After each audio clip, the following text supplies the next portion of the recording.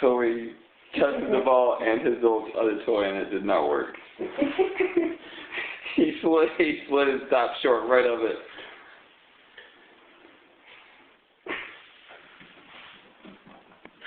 That was lame. Come on.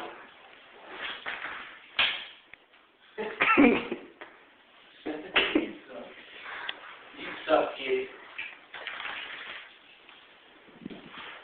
Like, yeah, I thought he said something about getting smarter, bro. Dude, that just sucks.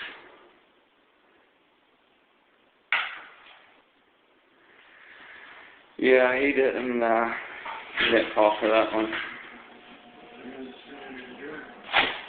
Huh? Because it's sitting under the dryer. The washer.